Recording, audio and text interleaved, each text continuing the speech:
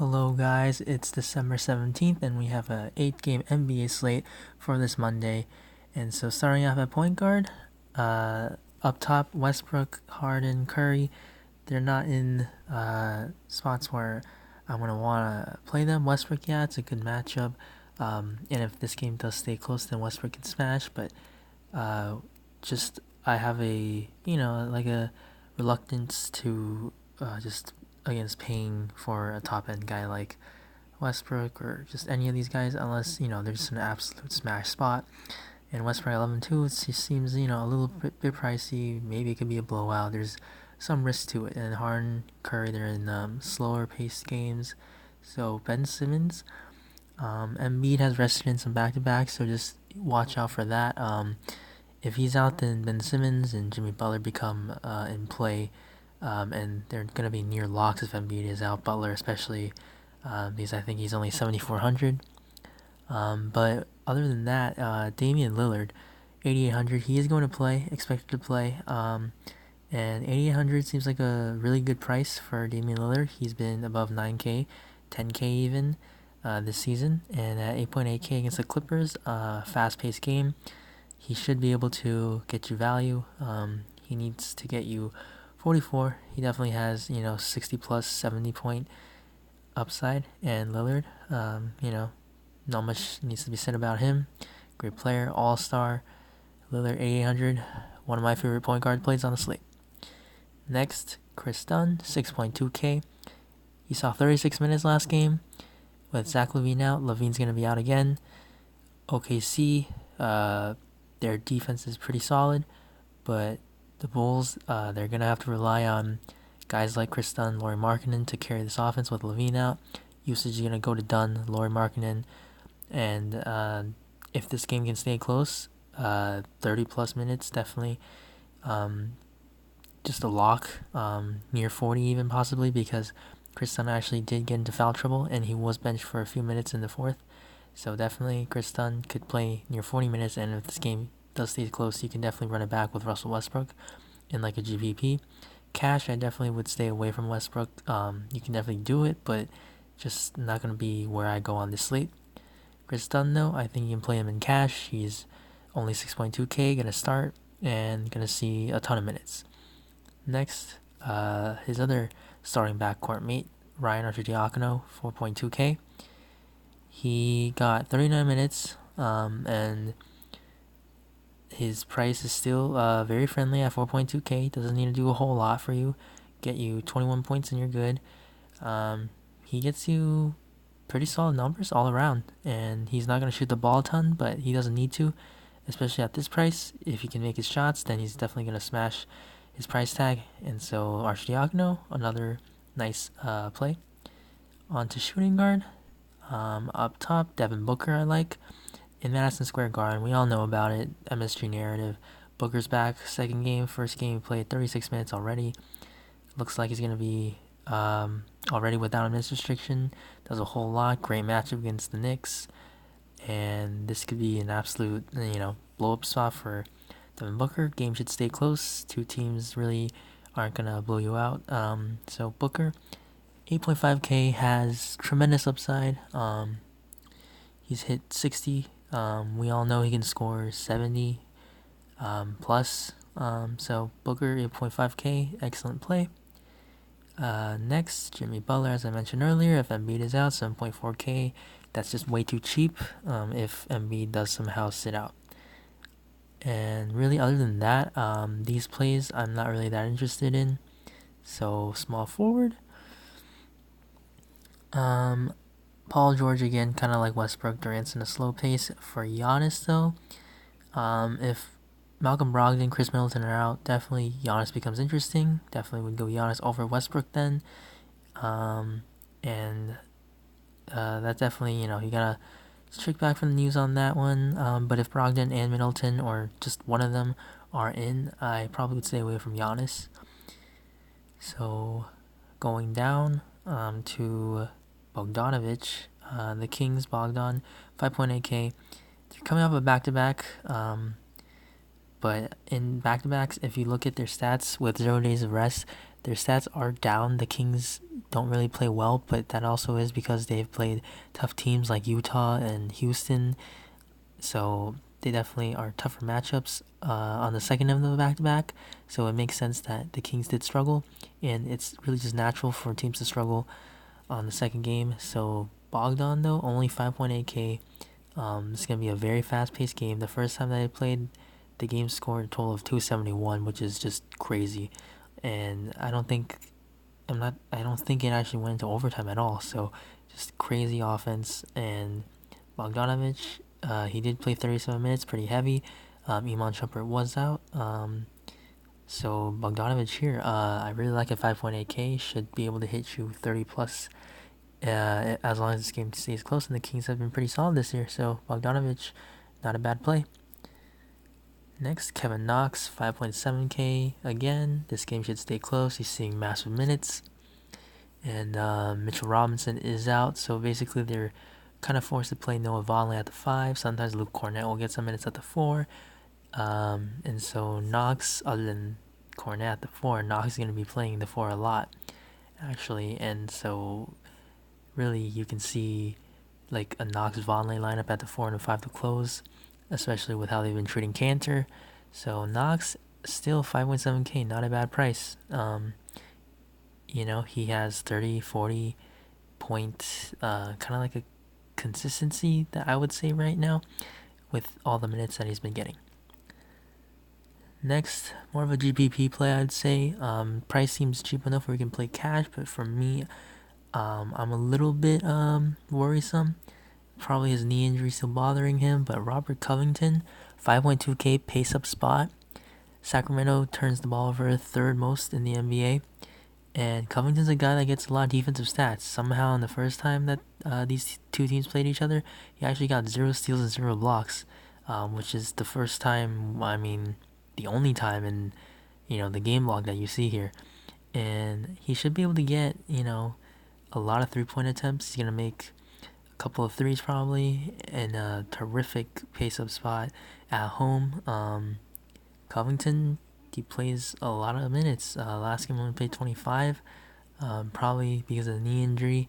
So I'm not sure where Covington's at on his health, but if he can get you, his full minutes of 30 plus, 35, he probably is going to get you steals and blocks this game. And 5,200, you only need 26. He has 40 plus potential, as we've seen before.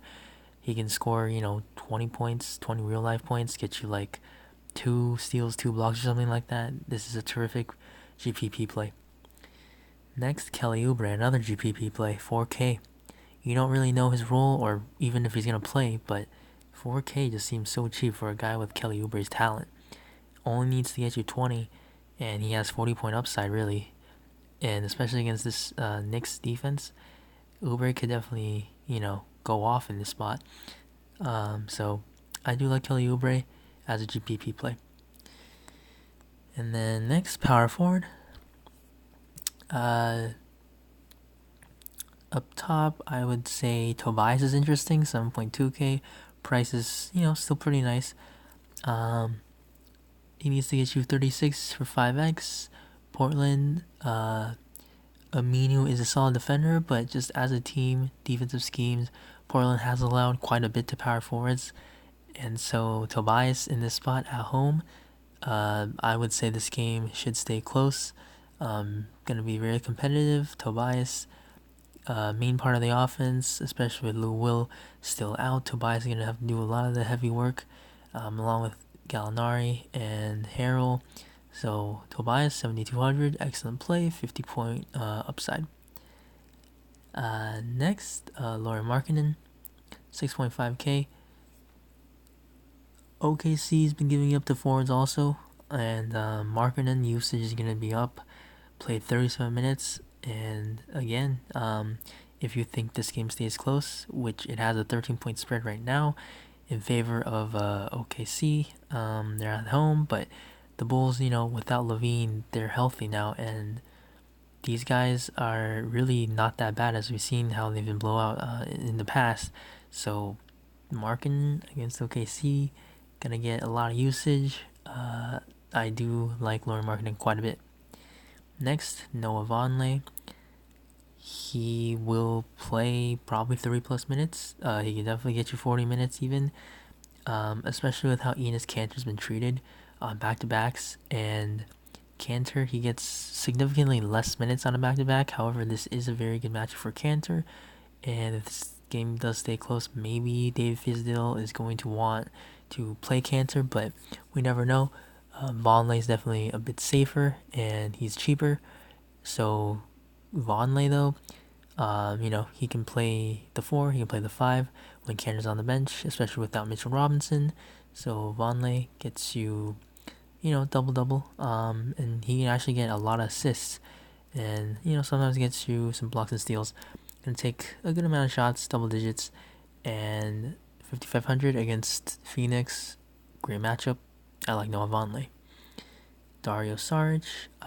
Taj Gibson is back, but Saric, he played 31 minutes last game against the Kings, and so this could still be a really good spot where Saric gets 30+ minutes with really no ownership, because people are going to go off of him because of Taj Gibson coming back. They're going to be scared, but Saric has been getting a good amount of minutes with Taj Gibson in. So Saric, 4,900, good price. Nobody's going to be on him. He could definitely get you in the 30s. Next, Al-Farouq Aminu, 4,700. Seems like a pretty solid price for Aminu. He's been getting a lot of rebounds lately, and if he can get you, say 7-8 rebounds, he can definitely score you 10 real life points, get you some defensive stats, gonna make some threes, and he's gonna get probably close to 30 points. I'd say definitely Aminu is a safer play over Sarge. Sarge is more GPP.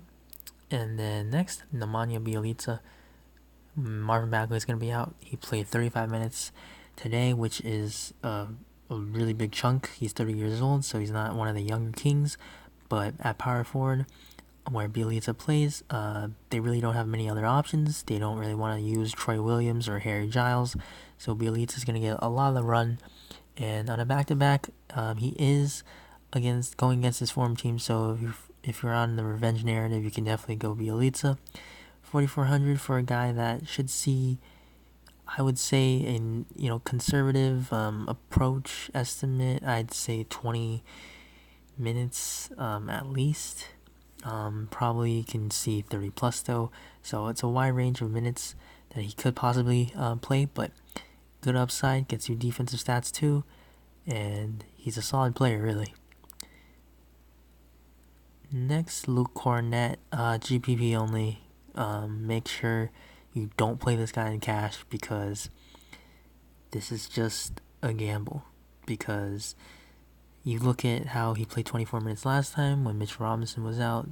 You see today he only played 9 minutes. So you never know, but the Knicks, they want to just give some of these guys some run. So you never know. That's it for power forward. Lastly, center. I don't really want to be on a back-to-back. Towns seems overpriced. Drummond and Griffin maybe, depending on the situation, but as of now, no. Clint Capella, 7,800. Gonna be the first guy I'm talking about. Gobert's a solid defensive center. We all know that, but as a team, Utah's been giving it up to centers. It's more like how Rudy Gobert's gonna help, and that leaves his man to do a lot of the scoring. Gonna get dunks off of the rebounds. Capella, 7,800, seems like a really nice price tag. He's been getting you 40s a lot recently, 50s, 60s upside. They're going to be at home. Should be a pretty competitive game. It is a pace down spot, but Capella should see a lot of rebounds, a lot of block opportunities. So I do like Clint Capella. Next, Yusuf Nurkic, 7,500. Clippers have been horrible against opposing centers. Nurkic, I believe he got hurt that game against the Clippers on the 25th of November. And he's been really solid, 30+ in most of his games. He has 50-point upside, and depending on what Clippers decide to roll with, I'm gonna guess they're gonna probably go with Gortat again, possibly Boban. You never know. In that case, Boban definitely becomes a play. Harrell probably closes it out, and so Harrell is just undersized. Nurkic is big. Can get a double most likely. Nurkic 7,500. Prices up. People probably are going to be away from Nurkic, seeing that Capella's only 300 more, and some of these other center plays that seem like a little bit more appealing. So Nurkic, I think you can actually play him in cash and GPPs. So solid option. Next, Rudy Gobert 7,400. I would prefer Capella over Gobert and probably Nurkic over Gobert too. But Gobert, price is down. He has, I'd say, probably a safer floor than Nurkic by just a little bit. Upsides pretty similar. But Gobert, blocks and steals, assists probably get you is a little bit less than what Nurkic could get, but his rebounding totals are really off the charts. Capella's a tough matchup.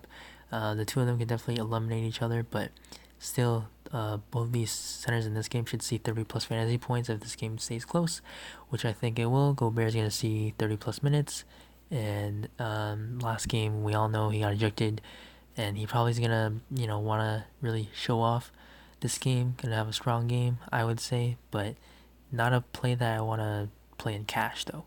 But good GPP play. Next, Enes Kanter, another GPP play, very strong GPP play actually. I mentioned the minutes earlier, but you look at Kanter, just the upside that he could possibly have against DeAndre Ayton, his defense, Rashawn Holmes, who's undersized. Kanter at home, he could definitely just dominate, really. If he gets you 30 plus minutes, which could happen, most likely not. But it depends if this game is close. Kanter, he's just going to absolutely destroy. So, really, he can get 50 plus in this spot, and 6,700 seems cheap. GPPs, I'm definitely going to take a shot at Kanter. Next, Montrezl Harrell, he's 5,700. Lou Williams' absence seems to be cutting into Harrell's production. But last game, he finally got back on track. 26 minutes, strong game, 21-6. Portland, solid defensive team, but at this price, if Harrell's going to get you those minutes, get you 30 plus probably. 30 plus is definitely good enough for your money's worth. So Harrell, good option. And then last center, Nerlens Noel. If you're on the blowout narrative or blowout kind of like story, 3,300 against the Bulls, who have been horrible against opposing centers. Just Nerlens Noel, if he can get you some blowout run, 30 plus, definitely a possibility. That's going to be 9-10x possible, probably even more, as he's done very well, as you can see against like Atlanta at 16 minutes. So GPP play only, but Noel could be a sneaky one. Noel over Cornet if you're going to go that route in GPPs. So favorite plays, I really like Damian Lillard. Not too sure if any of these are locks. Just gotta wait for news, but just what I see so far, Chris Dunn, Devin Booker I really like, but at that point, my size is gonna be really tight. And then center, Kanter's a GPP play. Probably like Montrezl Harrell at center, and then power forward I might play like Kevin Knox, and then 5K left. Probably play like Bielitsa. I really like him. Probably I would say out of everyone, Bielitsa's more of a lock as of right now. So these plays, definitely I have a lot of interest in, and with if you want to build that with 10.7k left for two players, definitely you can find some solid options. So far this is what I like. So thank you guys for watching. Please like the video if you enjoyed it. Please subscribe to the channel, and also make sure to follow my Twitter. The link will be in the description. I post a lot of updates about how my lineups are doing, and definitely hit me up on there or in the comments right here on YouTube if you have any questions on the slate or just want to talk about DFS in general. I'd be happy to tell you advice and stuff. So definitely just check out my Twitter. So thank you guys for watching, and see you in the next video.